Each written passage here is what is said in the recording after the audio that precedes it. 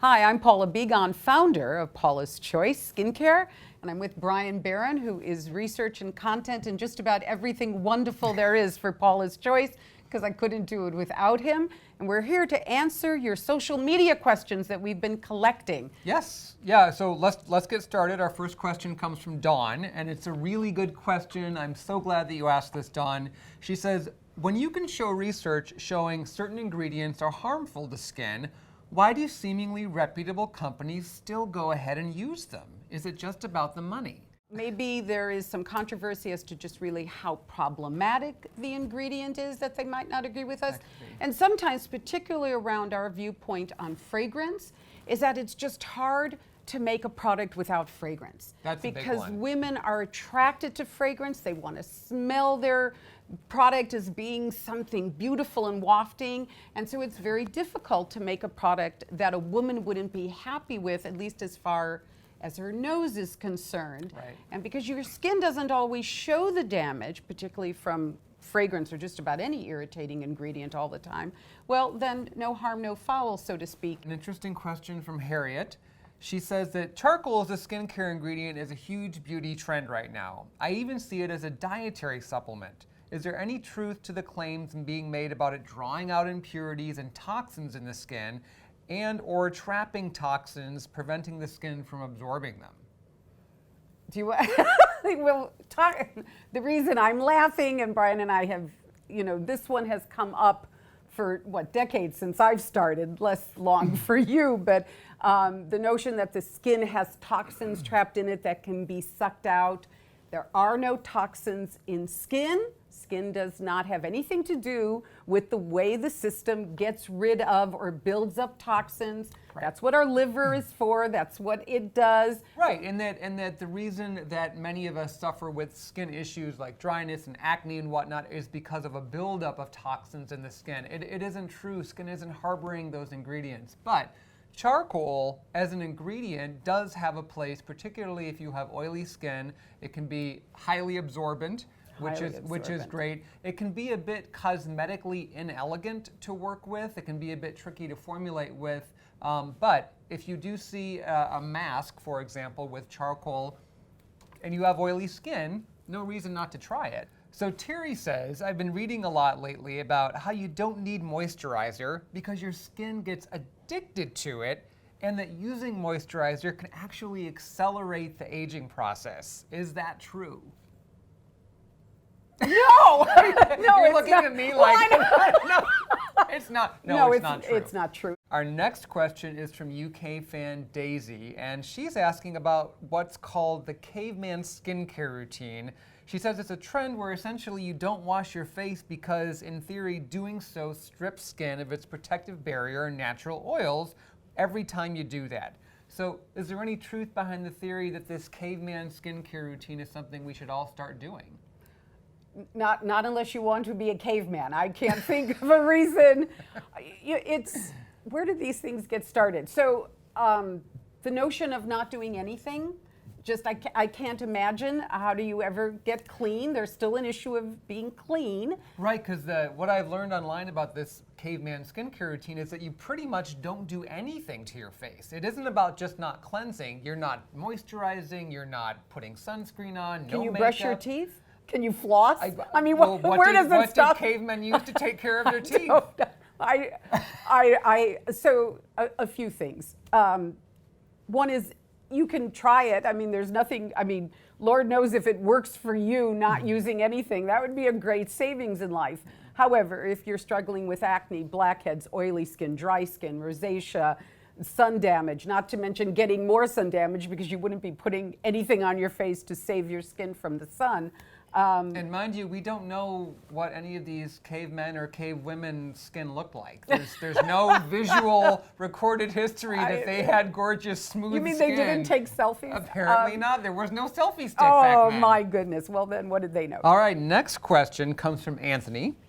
And he wants to know what our skincare routines are. And do we only use Paula's Choice products on our skin? So my skincare routine is mostly from Paula's Choice, everything really except for one product. And in the morning, both morning and night, I wash my face with our Moisture Boost One-Step Facial Cleanser. Morning and evening, I use the Resist Advanced Replenishing Toner. Love that product. It's one of my desert island products.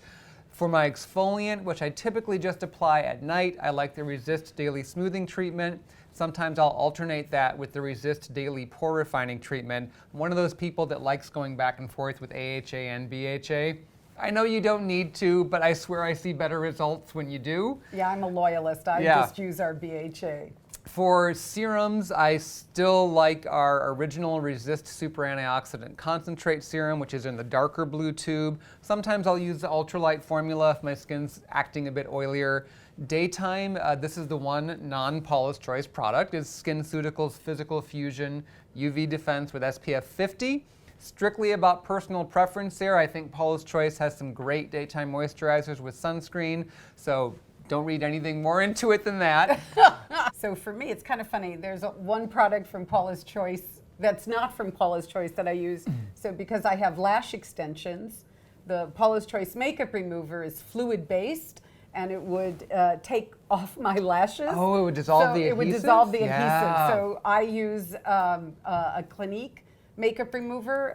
It's The rinse-off makeup solvent. that doesn't irritate my eye, doesn't take my lashes off. That's really good.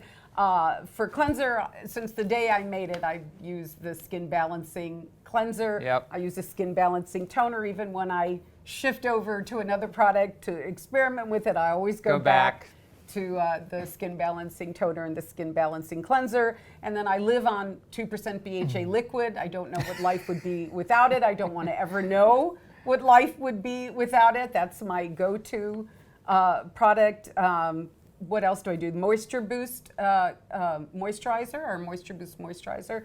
I use it around my eyes, and I use it in dry patches, particularly between, because I have normal to oily skin. I don't like a moisturizer all over. It just feels really heavy. And so I particularly use it like on the sides of my temple area, the center of my forehead. Next up is a question from UK fan Patricia.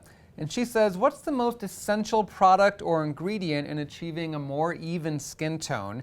She already uses 2% BHA, beta-hydroxy acid or salicylic acid, and she's also using the Paula's Choice Resist Skin Transforming Multi-Correction Treatment, which is our product that we sell in the UK that has azelaic acid. Which is something we can't sell in the United States. Unfortunately, I know I can't use that product. It's just a brilliant, brilliant product. So the one thing we're not hearing, and absolutely is a must, is you have to be using sunscreen. So I think that the two products you're using is great. I mean, that would be exactly what we would recommend. But if you're not being diligent, neurotically obsessive about not getting a tan, about wearing sunscreen 365 days a year and protecting your skin from the sun, then nothing else really, there's nothing else to add in additionally. I mean, obviously there's things that a cosmetic dermatologist can do. Sure. But in terms of skincare, you got to make sure that there is a sunscreen, a really well-formulated sunscreen that you're using regularly. That's also part of what you're doing. But basically, you got the right combination. So our next question from our UK fan, Samara. She says, my skin is sensitive, dry, and oily. What can I do? Oh, that is the roughest skin type. So probably the first thing is to evaluate what skincare products you're using. Often when we hear about having oily and dry skin, then I worry at the same time that we worry that what you might be doing is using products that are drying out your skin, and that what your skin really is probably on the oily side, but to react to the oiliness on your skin, you over dry it. Right. So then I would double check your skincare routine to make sure you're not using anything that contains alcohol or witch hazel or is overly fragrant or contains a lot of citruses like orange or lemon or lime.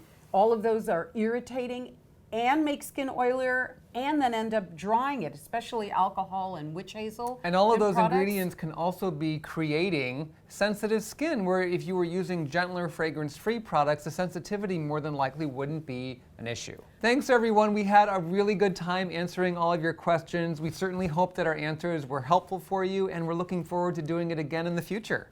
Bye-bye.